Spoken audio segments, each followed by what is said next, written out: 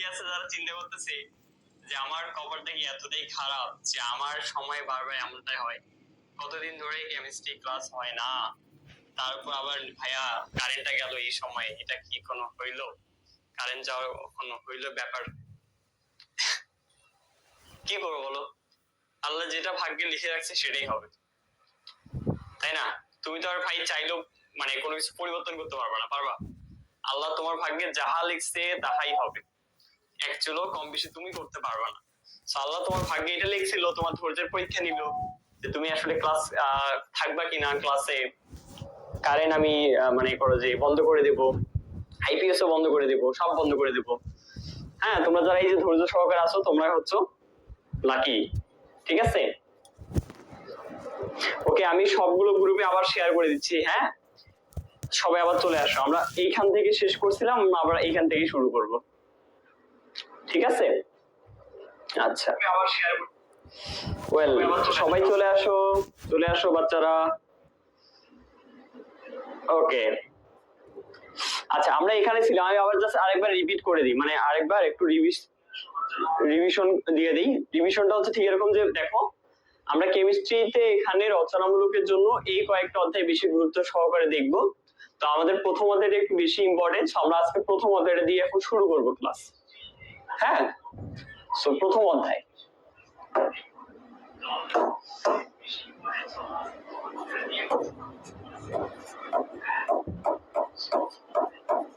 আচ্ছা, প্রথম অধ্যায়ে দুটো বিষয় রয়েছে, একটা হচ্ছে কোয়ান্টাম সংখ্যা আর একটা হচ্ছে মৌলিক কণিকা কি এবং কাকে বলে, এই ব্যাপারটা, ঠিক আছে? তো এইখানে প্রথম অধ্যায়টা যখন তুমি মানে খুলবা, বই ওপেন করবা, যে কোনো বই হতে পারে, টেকনিক্যাল হোক, যে কোনো প্রকাশনী বই ওপেন করলে ভাই তোমাকে আমি আবারও বলি, বই কিন্তু মোটা বই, যেমন আমার কাছে মেবি কেমিস্ট্রি বই নেই, আমি বই ছাড়াই পড়াই সাধারণত কেমিস্ট্রি, ওর বই লাগে না, ছোটখাটো বই।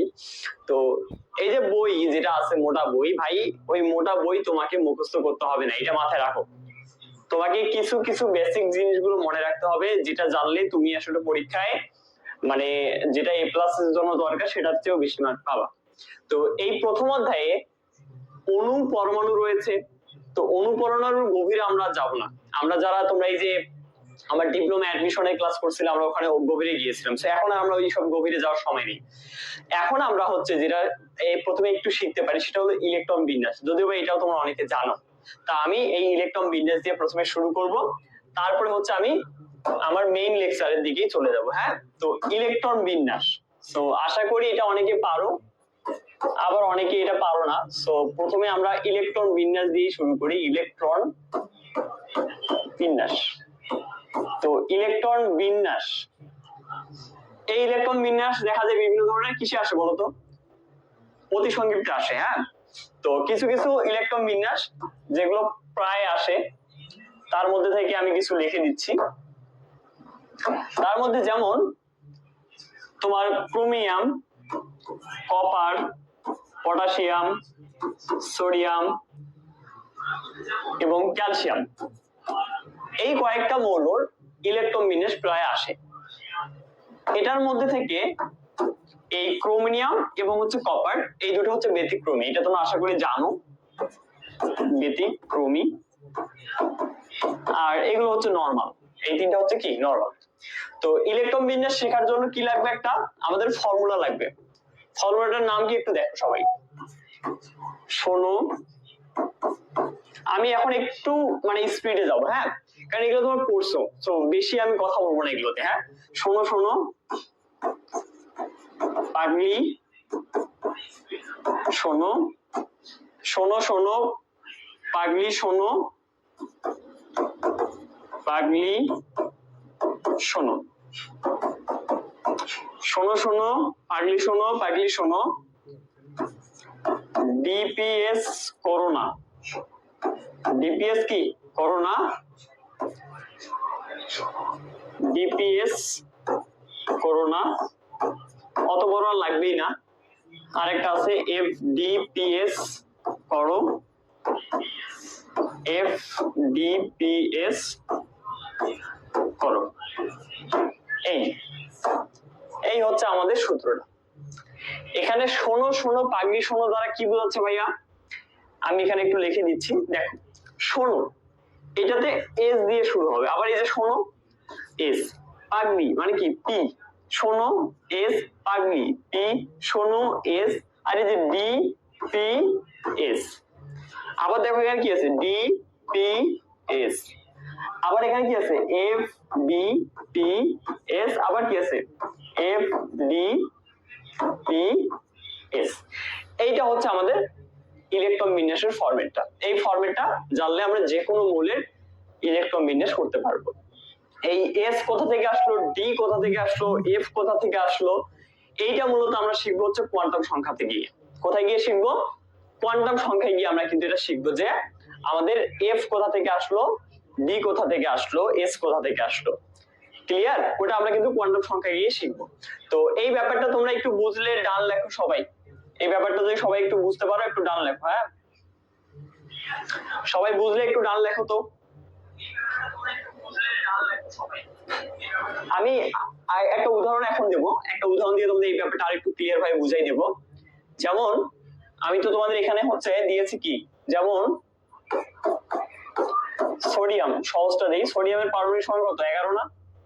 11। এত এর ইলেকট্রন বিন্যাস কত? ইলেকট্রন বিন্যাস কত? এটা আশা করি সবাই পারো। ভাইয়া বলবো যে এগুলা কি সহজ জিনিস করাচ্ছেন, ভাই একটু সহজ থেকেই শুরু করি, তারপরে না হয় একটু বড়তে যাব আমরা। তো এটা কি করবে? প্রথমে ওই সূত্রটা অ্যাপ্লাই করবে। কোন সূত্র? এই যে শোনো শোনো পাগলি শোনো, এই সূত্রটা অ্যাপ্লাই করবা। শোনো শোনো পাগলি শোনো, আর যাওয়া লাগবে না, এতটুকুতেই হয়ে যাবে। যখন তুমি এই যে এসটা ব্যবহার করছো, এখানে 1 থেকে শুরু হবে, তারপরে হচ্ছে 2, তারপরে হচ্ছে 3, মানে সিরিয়াল ওয়াইজ আর কি। যেহেতু এটা প্রথম এস তো 1, দ্বিতীয় এস 2, তৃতীয় এস কত 3, আর পিটা শুরু হবে 2 থেকে। পিটা শুরু হবে কি কোথা থেকে? 2 থেকে। আমি এখানে যদি একটু দেখাই দেই, এস শুরু হবে হলো 1 থেকে, 1 2 3 4 5, তারপরে এস কোথায় আছে দেখো, এই যে এখানে 6, তারপরে এই যে 7, আর এই যে 8। পি শুরু হবে কোথা থেকে? 2 থেকে। পি শুরু হয় সাধারণত 2 থেকে। এক মিনিট,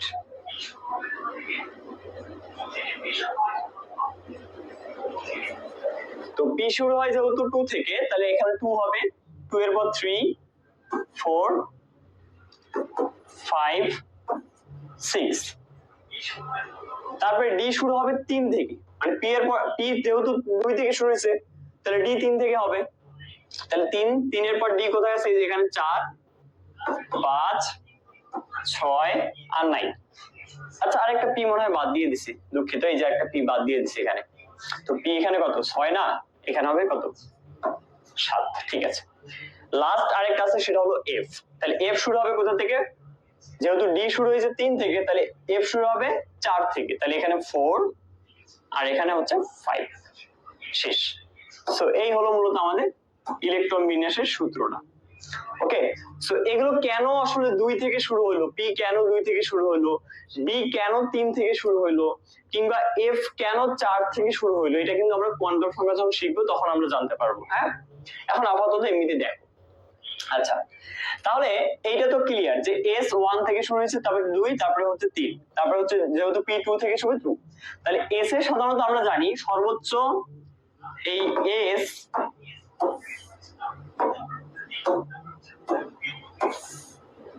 এই এস এ সর্বোচ্চ 2টা ইলেকট্রন নিতে পারে, পি তে সর্বোচ্চ 3টা ইলেকট্রন তোমার 6টা ইলেকট্রন নিতে পারে, ডি তে সাধারণত 10টা ইলেকট্রন নিতে পারে, আর এফ তে আমরা জানি 14টা ইলেকট্রন নিতে পারে। তাহলে এস এর সর্বোচ্চ ইলেকট্রন যদি 2টা দেই, তাহলে 2টা ইলেকট্রন চলে গেল। এখানে ইলেকট্রন আছে মোট 11টা, আরো 2টা দিলাম, 6টা দিলাম, মোট হয়ে গেল কয়টা? 10টা হয়ে গেছে। যেহেতু এখানে 11 আছে, তাহলে এখানে আরেকটা হবে। এটাই অ্যান্সার।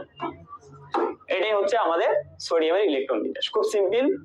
প্রথমে তোমাদেরকে এইভাবে সিরিয়াল ওয়াইজ সূত্রটা লিখতে হবে, তারপরে ইলেকট্রন গুলো এই যে মাথার উপরে এভাবে দিয়ে দিতে হবে। যারা নতুন করতেছো, আর্টস থেকে অনেকে আসে না, অনেকে নতুন পারে না এগুলো, যাই হোক একটু দেখাই দিত।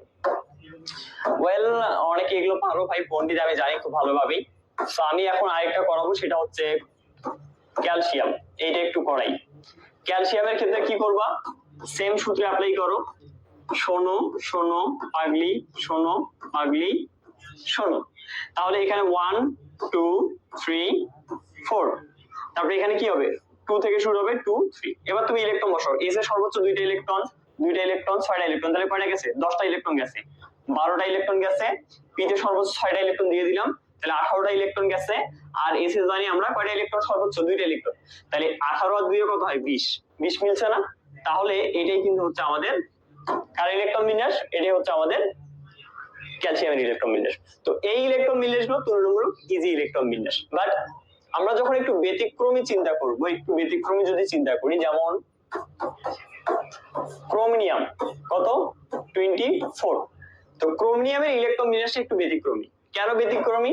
যদি আমরা এটা করতে যাই তখন আমরা দেখব যে শোনো, শোনো, পাগলি, শোনো, পাগলি, শোনো, 20টা গেছে কিন্তু ওখানে, মানে 20টা ইলেকট্রন গেছে। আর কয়টা আছে 24টা আছে। তাহলে এবার ডি পি এস করো না, আমি ডি দিলাম।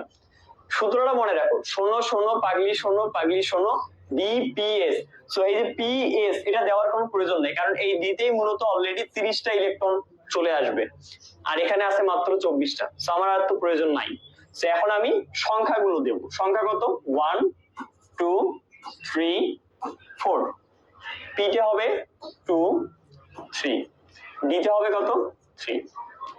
তো এস এ সর্বোচ্চ ইলেকট্রন কয়টা যায় আমরা জানি 2টা ইলেকট্রন, 2টা ইলেকট্রন, 6টা ইলেকট্রন, 2টা ইলেকট্রন, 6টা ইলেকট্রন, 2টা ইলেকট্রন।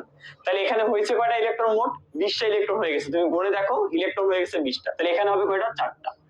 কিন্তু যদি তুমি এইভাবে লিখে দাও তাহলে এই ইলেকট্রন বিন্যাসটা কিন্তু তোমার সঠিক ইলেকট্রন বিন্যাস হবে না। এখন এইটাকে তার আগে তোমাকে একটু কাজ করে নিতে হবে। কি কাজ? যে এইটাকে একটু সাজাতে হবে। কিরকম সাজাতে হবে বলি, যদি আমি এখানে এইটা 3d4টা মিশাই দিয়ে এখানে যদি অঙ্কন করি বেটার হবে। কেন বেটার হলো একটু দেখো,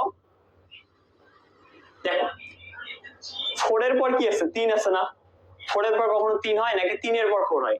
তো এই জিনিসটাকে আগে সাজাতে হবে তোমার, এই জিনিসটা কি করতে হবে তোমার আগে সাজাতে হবে। তো সাজানোর জন্য জাস্ট একটা কাজ করতে হবে। কি কাজ? তোমার 3টাকে এই 3d টাকে আগে আনবা আর এই 4টাকে তুমি পরে নিয়ে যাও। পারবা কিনা? অবশ্যই পারবা। এইবার আরেকটা ছোট্ট কাজ, সেটা হলো যে আমরা জানি এস এর সর্বোচ্চ ইলেকট্রন কয়টা থাকে 2টা থাকে। যখন এস এর সর্বোচ্চ ইলেকট্রন 2টা থাকবে বা ডি তে সর্বোচ্চ ইলেকট্রন 10টা থাকবে, সর্বোচ্চ ইলেকট্রন 10টা থাকবে, কিংবা পি তে সর্বোচ্চ ইলেকট্রন কয়টা আছে 6টা থাকবে, এটার মানে হচ্ছে যে ওই শক্তি স্তরটি পূর্ণ অবস্থায় আছে এবং স্থিতিশীল অবস্থায় আছে। তো সব সময় যে কোনো মৌলই চাবে যে স্থিতিশীল থাকতে। হ্যাঁ, এটা কেন চাবে যদি বলো যে প্রশ্ন করো যে ভাই কেন তারা স্থিতিশীল থাকবে? স্থিতিশীল থাকা মানে হচ্ছে নিষ্ক্রিয়, তারা কারোর সাথে বিক্রিয়া অংশ নিবে না। ধরো যে তুমি এজ এ একজন ব্যক্তি, তুমি সবসময় কি চাবা? তোমার জীবনটাকে সুন্দরভাবে পরিচালনা করতে চাবা, মানে তোমার যেখানে ঝামেলা নেই সেখানে, মানে ধরো যে পায়ের উপর পা তুলে দিয়ে থাকবা তুমি, তোমাকে টাকা ইনকাম করতে হবে না, অটোমেটিকলি তোমার কাছে টাকা আসবে, সবকিছু আসবে অটোমেটিকলি, মানে তোমার মাথার মধ্যে কোনো চিন্তাই নেই। ব্যাপারটা ঠিক ওরকমই। এখানে যে মৌলটা আছে ক্রোমিয়াম, ও কিন্তু চাবে যে আমি কোনো মৌলের সাথে বিক্রিয়া করব না, আমি ভাই নিষ্ক্রিয়, আমার কারোর সাথে কোনো সম্পর্ক নেই। তো সে ওইটা চাবে। তো ওইটা চাওয়ার জন্য সে একটা কাজ করতে পারে। কি কাজ? সে এস টাকে পূর্ণ রাখতে পারে এবং ডি টাকেও পূর্ণ যদি রাখে তাহলেই সে স্থিতিশীল হবে। কিন্তু তুমি একটু লক্ষ্য করে দেখো এই জায়গায় কিন্তু ডিটা পূর্ণ অবস্থায় নাই, এসটা পূর্ণ অবস্থায় থাকলেও ডিটা কিন্তু আর পূর্ণ অবস্থায় নাই, ডিতে আছে 4টা। এখন তাহলে কি করা যায় ভাইয়া? এখন এই ক্রোমিয়াম একটু চিন্তা করবে কি যে ভাই ঠিক আছে এসে তো পূর্ণ হচ্ছে 2, পূর্ণ অবস্থায় স্থিতিশীল, কিন্তু আরেকটা জিনিস আছে যেটা হলো যদি অর্ধপূর্ণ অবস্থায় থাকে এস, অর্ধপূর্ণ মানে কি 2 এর অর্ধেক, বা ধরো যে পি এর অর্ধপূর্ণ মানে কত 3, ডি এর অর্ধপূর্ণ মানে কত 10টা ইলেকট্রন, 10টা থেকে 5টা, মানে এটা কি? এটা হচ্ছে অর্ধপূর্ণ। যদি এই যে অর্ধপূর্ণ অবস্থায় থাকে তখনও কিন্তু এই মৌলটা স্থিতিশীল হবে। তো তখন ক্রোমিয়াম যেটা করে এই এস থেকে একটা ইলেকট্রন ধার করে নেয় ডিতে। সো একটা ইলেকট্রন যখন এই ডিতে ধার করে নেয় তখন যে ঘটনাটা ঘটে, এখানে একটা ইলেকট্রন হইলো, তাহলে এস অর্ধপূর্ণ হইলো, ডি আবার একটা ইলেকট্রন নেওয়ার ফলে 4টা থেকে হয়ে গেল কয়টা? 5টা। তার মানে এখন তুমি একটু লক্ষ্য করে দেখো, এই তোমার ডি এবং এস এরা দুইজনে কিন্তু এখন অর্ধপূর্ণ অবস্থায় হয়ে গেছে। তো যেহেতু দুইজনে অর্ধপূর্ণ হয়ে গেছে, তার মানে কি ক্রোমিয়াম এখন কিন্তু আগের চেয়ে বেশি মানে নিষ্ক্রিয় হয়ে গেছে। ওকে, আগের চেয়ে বেশি স্থিতিশীল হয়ে গেছে। তো এইটা কিন্তু হচ্ছে আমাদের সঠিক ইলেকট্রন বিন্যাস। ঠিক আছে, এখন আমাদের লাস্ট আরেকটা আছে, সেটা হলো কপার। এটা আমি করাই দিয়ে আমরা পরের দিকে আগাবো। সো কপার হচ্ছে 29। সো কপারের ইলেকট্রন বিন্যাসটা একটু দেখেন। শোনো শোনো পাগলি, শোনো পাগলি, শোনো। তারপরে এই যে ডি। সো এখানে আগার মতো 1 2 3 4, তারপরে এখানে 2, তারপরে এখানে কত 3, আর এখানে কত হবে 3। সো তুমি তো এখন ভাই এগুলো শিখছো তাই না? তো 3 তো পরে হয় না, 3 তো সাইডের আগে হয়। তো আমি একেবারে একটা কাজ করি না, 3টা ওখানে না দিয়ে এখানে 3টা দিই, 3d, আর এখানে 4s স্কয়ার স্কয়ার 6 স্কয়ার 6। এখানে কত হবে? স্কয়ার হবে, আর এখানে 9 হবে। এখানে কত হবে? 9 হবে, কারণ 29। তুমি যদি 29 মিলাতে চাও মিলাও। তুমি 2 আর 2 এ 4, 6 10 12 18, 18 আর 2 এ 20, 20 আর 9 কত হয়? 29। কিন্তু সমস্যাটা হলো এই জায়গায় যে ডি কিন্তু এখানে কি অবস্থায় আছে দেখো তো, 9, আর একটা হলেই কিন্তু সে পূর্ণ হয়ে যেত। তো এখন এই কপার যেটা করবে, এখান থেকে একটা ইলেকট্রন ধার করবে, ধার করে এই 9 এর সাথে যোগ করবে। তাহলে 9 এর সাথে যদি যোগ হয় তাহলে কত হয়ে যায়? 10, মানে পূর্ণ হয়ে যাচ্ছে। সো এই হলো ব্যাপার, এই হলো তোমার ব্যাপার। এটা হচ্ছে আমাদের সঠিক ইলেকট্রন বিন্যাস। এইভাবে মূলত ইলেকট্রন বিন্যাস গুলো করতে হয়। ঠিক আছে, ক্লিয়ার? চাই আমি ইলেকট্রন বিন্যাস নিয়ে কারো কোনো সমস্যা হবে না বা কেউ আটকাবে না। ঠিক আছে, তো আমরা চলে যাব এখন পরের দিকে। হ্যাঁ, পরীক্ষায় নাকি সৃজনশীল প্রশ্ন আসে না? না ভাইয়া, পরীক্ষায় কোনো সৃজনশীল প্রশ্ন আসে না। এটা আমি কালকে ওরিয়েন্টেশন ক্লাসে আপনাদের দেখাই দিছি। যারা ওরিয়েন্টেশন ক্লাসটি দেখেন নাই, অ্যাপের মধ্যেও আছে, ওয়েবসাইটেও আছে, ওয়েবসাইট থেকে ক্লাসটা দেখে নেবেন।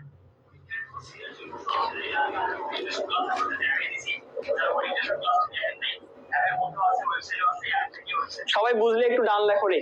সবাই যদি বুঝতে পারো সুন্দরভাবে একটু ডান লেখো। সবাই বুঝলে একটু ডান লেখো যে বুঝছো কিনা, ইলেকট্রন বিন্যাস বুঝছো কিনা একটু বলো। আমরা এখন পরের স্লাইডে যাব।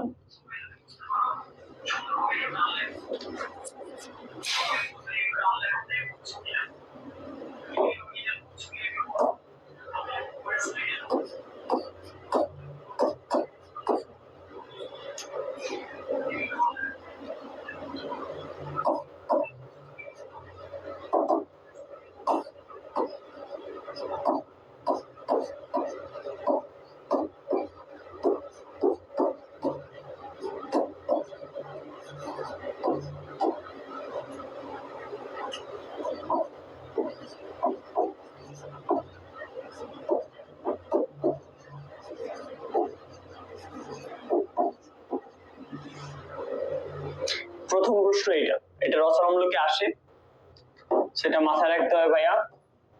ঠিক আছে, এটা রচনামূলকে আসে কিন্তু এই প্রশ্নটা। মৌলিক কণিকা কি, কত প্রকার, ব্যাখ্যা করো। ঠিক আছে, কত প্রকার, ব্যাখ্যা করো। হ্যাঁ, তো আমি সিম্পলি প্রশ্নটা লিখলাম আর কি কি কি।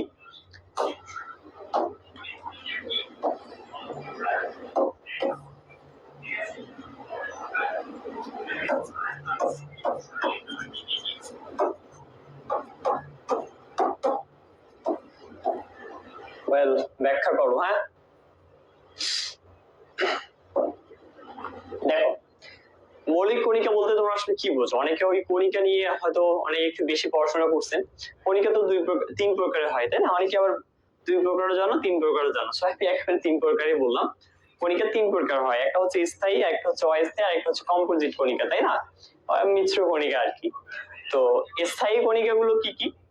Electron, proton, neutron. অস্থায়ী গুলো কি কি? নিয়ন, মেসন, নিউট্রিনো, পজিট্রন, এগুলো হচ্ছে অস্থায়ী কণিকা।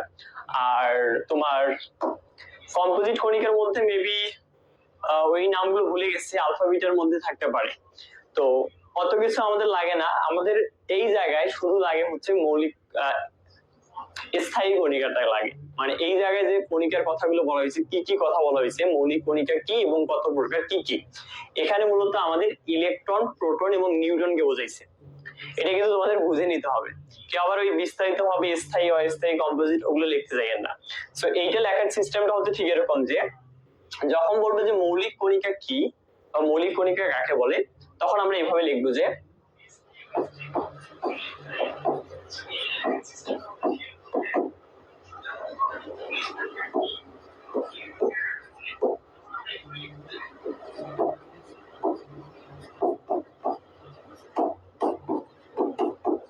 সহজ ভাষায় লিখে দিচ্ছি আমি,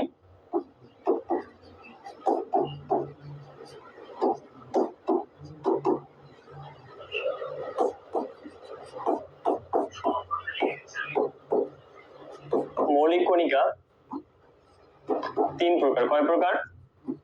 তিন প্রকার। যথা, এবার আমার লেখার স্টাইলটা দেখবা, তোমাকে মাথায় রাখতে হবে এটা হচ্ছে রচনামূলক। রচনামূলক অ্যাটলিস্ট 2 পৃষ্ঠা লিখতে হবে। কয় পৃষ্ঠা? 2 পৃষ্ঠা। সো আমার লেখার স্টাইলটা দেখো, আমি যথা দেওয়ার পর 1 আঙ্গুল ফাঁক দেবো। কয় আঙ্গুল? 1 আঙ্গুল ফাঁক দেবো। 1 আঙ্গুল ফাঁকা দিয়ে আমি দেখো কিভাবে লিখতেছি। সো প্রথমে হচ্ছে ইলেকট্রন, তারপরে হচ্ছে তোমার প্রোটন, তারপরে হচ্ছে তোমার নিউট্রন। দেখো তো আমি কিভাবে লিখছি, আমি এখানে 1 আঙ্গুল বা 2 আঙ্গুল ফাঁকা রাখছি, কিন্তু তোমাদের খাতাতেও তোমাদের ওই ফাঁকা রাখতে হবে। তারপরে আবার আমি ফাঁকা রাখবো, রাখার পর আমি যখন পরের স্লাইডে যাব তখন আমি এই 1 নাম্বার দিয়ে আবার লিখবো ইলেকট্রন। ইলেকট্রন, এইবার আমি ইলেকট্রনের সুন্দর করে কি লিখবো? ব্যাখ্যা লিখবো। ইলেকট্রনের যে ব্যাখ্যা রয়েছে সেই ব্যাখ্যাটা আমি এখন লিখবো পয়েন্ট আকারে এখানে। ঠিক আছে, আমার ব্যাপারটা কি বুঝছো? দেখো এখানে আমি বলছি কি মৌলিক কণিকা কি, মৌলিক কণিকা কত প্রকার। হ্যাঁ, এটা দেওয়ার পর ইলেকট্রন, প্রোটন, নিউট্রন, আবার 2 আঙ্গুল ফাঁক দিবা, দেওয়ার পর কি করবা? আবার 1 নাম্বার দিয়ে ইলেকট্রন লিখবা। এবার ইলেকট্রনের তুমি যত রকমের বৈশিষ্ট্য জানো, ইলেকট্রন কত সালে আবিষ্কার হয়, তোমার ইলেকট্রনকে কি দ্বারা প্রকাশ করা হয়, আবার ইলেকট্রন এর তোমার চার্জ কত, ইলেকট্রনের ভর কত, এই ব্যাপারগুলো হচ্ছে তোমরা লিখবা। তোমাদের এইটা আমি বাড়ির কাজ দেব। 2 নাম্বার, 3 নাম্বার, 4 নাম্বার, 5 নাম্বার, মানে প্রত্যেকটায় পয়েন্ট থাকবে 5টা করে। ইলেকট্রনেরও 5টা পয়েন্ট থাকবে, প্রোটনেরও 5টা পয়েন্ট থাকবে, নিউট্রনেরও 5টা পয়েন্ট থাকবে। তো এখন 5টা পয়েন্টে কি কি লিখবা প্রত্যেকটা দেখো। এখানে অনেক স্টুডেন্ট এলোমেলো করে ফেলে।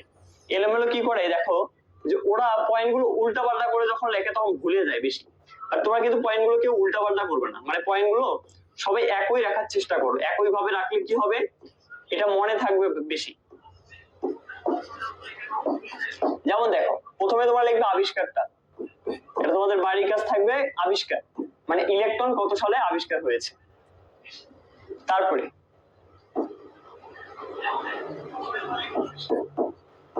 কি দ্বারা প্রকাশ করা হয়,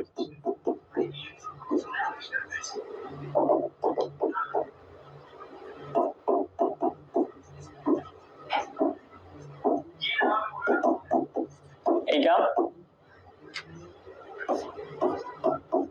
চার্জ, চার্জ কত, তারপরে হচ্ছে তোমার ভর সংখ্যা,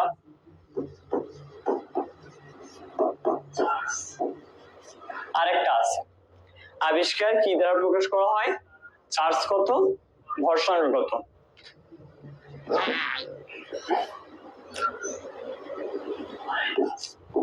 আচ্ছা এইটা 2 নাম্বার দিলে বেটার হইতো। এটা এটা তোমার 2 নাম্বার দিও। আমি আচ্ছা আমি 2 নাম্বারটা একটা কাজ করি, আমি এটাকে হচ্ছে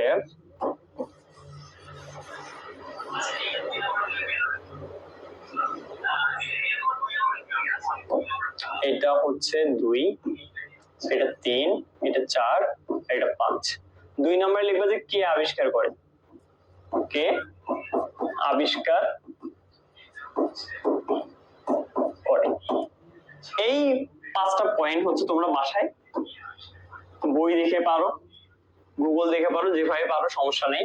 তোমরা 5টা পয়েন্ট আশা করি লিখতে পারবা। ইলেকট্রনের সেম ভাবে প্রোটনের লিখবা, সেম ভাবে নিউট্রনের লিখবা, লিখলেই তোমার রচনামূলক শেষ।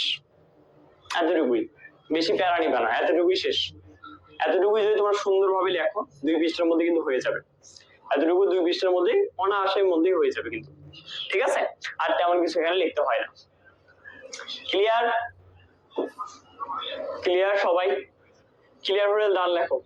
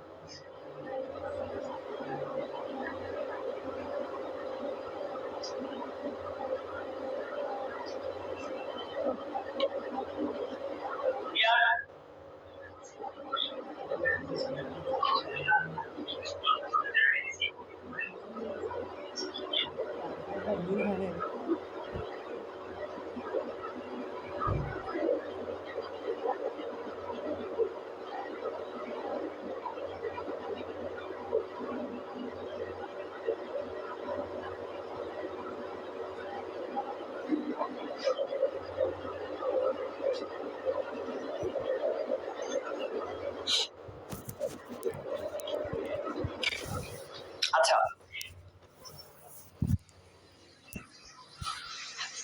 আচ্ছা যদি তোমাদের ম্যাডাম এইটা ভুল ধরে তাহলে আমরা আরেকটু সহজভাবে লিখে দিই এই সংজ্ঞাটাকে।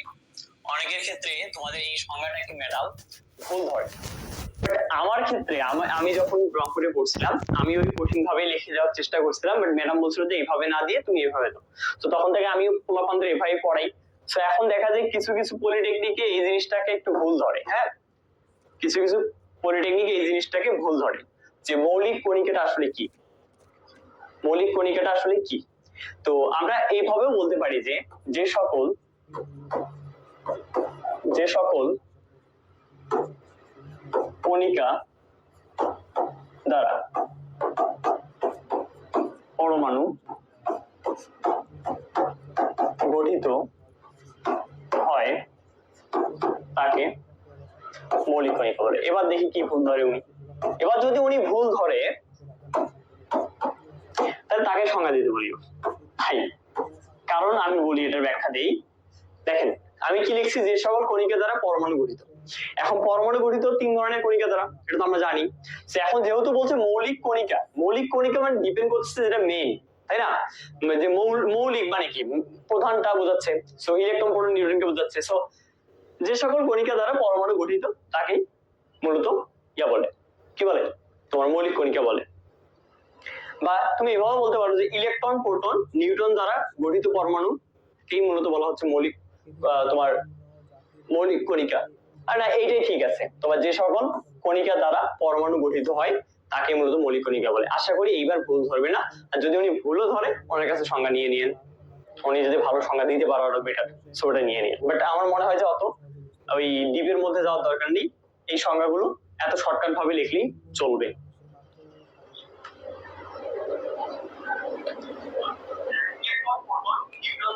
দেখেন আপনাদের কণিকা 3 প্রকারের হতে পারে, প্রশ্ন যে উত্তর এরকম। এখন আপনি এটা কি বলবেন? যখন প্রথম সেমিস্টার আমি ছিলাম আপনাদের মতো, আমি এভাবে চিন্তা করতাম যে এখানে তো কণিকার কথা বলছে, তাই না, মৌলিক কণিকা কত প্রকার। বাট এখানে যদি প্রশ্নটা হইতো এরকম যে কণিকা কত প্রকার, তাহলে ব্যাপারটা ঠিক হইতো যে কণিকা 3 প্রকার। একটা হচ্ছে স্থায়ী, অস্থায়ী, আরেকটা হচ্ছে কি কম্পোজিট। কিন্তু এইখানে বলছে কি, এখানে বলছে মৌলিক কণিকা কয় প্রকার, শুধু কণিকার কথা বলেনি। তো যখন এই মৌলিক কথা লাগাইছে তখনই কিন্তু এখানে চলে আসতেছে ইলেকট্রন প্রোটন নিউট্রন। ঠিক আছে, এটার ব্যাখ্যা বইও আছে, বইও দেখে নিয়ে।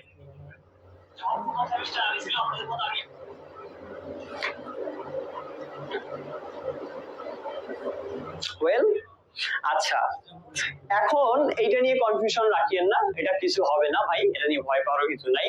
ঠিক আছে, সুন্দর করে লিখে দিবে। এতদিন স্টুডেন্ট পড়াইছি, সবাই এইভাবে লিখছে, সবাই এইভাবে পাস করছে, আপনারাও ফেল করবেন না আশা করি। ঠিক আছে, আপনারাও ভালো রেজাল্ট করবেন। আচ্ছা, এখন আমরা কোয়ান্টাম সংখ্যায় যাব, তাই না? আপনাদের স্টুডেন্ট বর্তমানে 9টা বেজে যাচ্ছে, আপনাদের স্টুডেন্ট সংখ্যা অনেক কমে গেছে। সো আমরা কোয়ান্টাম সংখ্যাটা এর নেক্সট ক্লাসে করব, অর্থাৎ নেক্সট ডে যেদিন রুটিন আছে শনিবারের দিন, সেই শনিবারে আমরা হচ্ছে কোয়ান্টাম সংখ্যার ক্লাসটা করব। তো কোয়ান্টাম সংখ্যা কি রয়েছে? কোয়ান্টাম সংখ্যা মূলত 4 প্রকারের। কোয়ান্টাম সংখ্যাটা কি সেটা যদি আমি তোদের একটু জাস্ট মুখে বলি, কারণ একটু অনুভূতি থাকুক মনের মধ্যে যে কোয়ান্টাম সংখ্যাটা আসলে কি ভাইয়া। কোয়ান্টাম সংখ্যাটা হচ্ছে যে সংখ্যার দ্বারা ইলেকট্রনের আকার আকৃতি, ইলেকট্রনের ঘূর্ণন সংখ্যা থেকে শুরু করে একটা ইলেকট্রনের যে একটা অবস্থান, পরমাণুর মধ্যে একটা ইলেকট্রনের যে অবস্থানটা রয়েছে, একটা পরমাণুর মধ্যে এই যে ইলেকট্রনের যে অবস্থান রয়েছে, যে কোনো একটা পরমাণুর কথা তুমি চিন্তা করতে পারো। মনে করো যে এই যে তোমার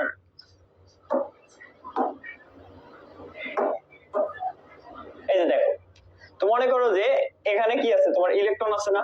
তো এই যে ইলেকট্রনের যে অবস্থান, এই যে ইলেকট্রনের যে অবস্থান রয়েছে এই লিথিয়ামে, তো এই ইলেকট্রনের এই জায়গায় একটা ইলেকট্রন আছে, আবার এই জায়গাও কিন্তু একটা ইলেকট্রন আছে, কিন্তু মানে আলাদা আলাদা সেক্টরে আলাদা আলাদা ইলেকট্রন আছে। তো এই যে ইলেকট্রনের অবস্থানগুলো, ইলেকট্রনের ঘূর্ণনগুলো, এগুলো কেমনে হয় বা কেমনে কি হয় না হয়, সবগুলো আমরা কোয়ান্টাম সংখ্যা আলোচনা করব।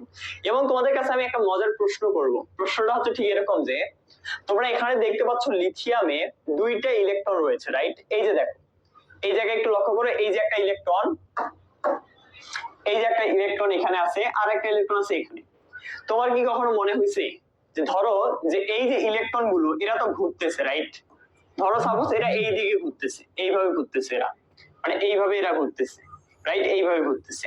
আচ্ছা, তোমার কি কখনো মনে হয়েছে যে এই ইলেকট্রনটা যে ঘুরতেছে, হ্যাঁ, এই ইলেকট্রনটা যদি একে ধাক্কা দেয়, ধরো যে এই ইলেকট্রনের সামহ কোনোভাবে গতিটা বেড়ে গেছে, বেড়ে গিয়ে একে দিছে একটা ধাক্কা, তো তখন ঘটনাটা কি ঘটবে? কিংবা হুট করে এরকমটা হতে পারে যে এই ইলেকট্রনটা এই দিকে না ঘুরে এবার এই দিকে ঘুরবে।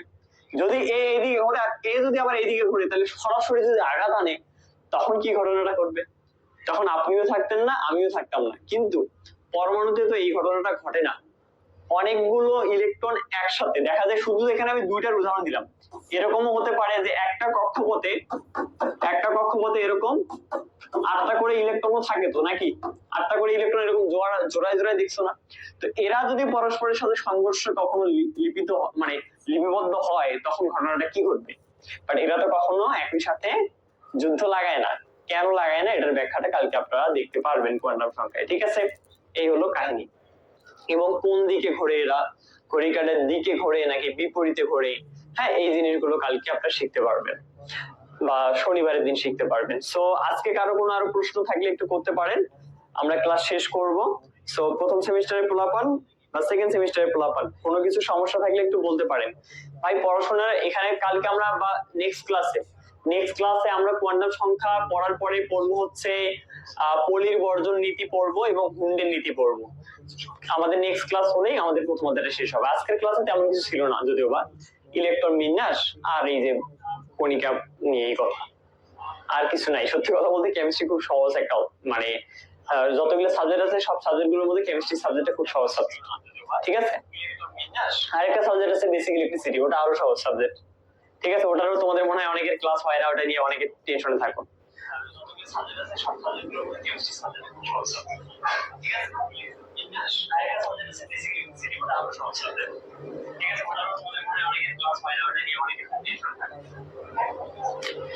আচ্ছা, কারেন্ট আবার গেছে, ভাগ্য ভালো যে আইপিএস আছে, তাও বোর্ডে একটু দেখছো মানে ইয়া পাইছে, ডিসপ্লেতে একটু সমস্যা হয়েছেই।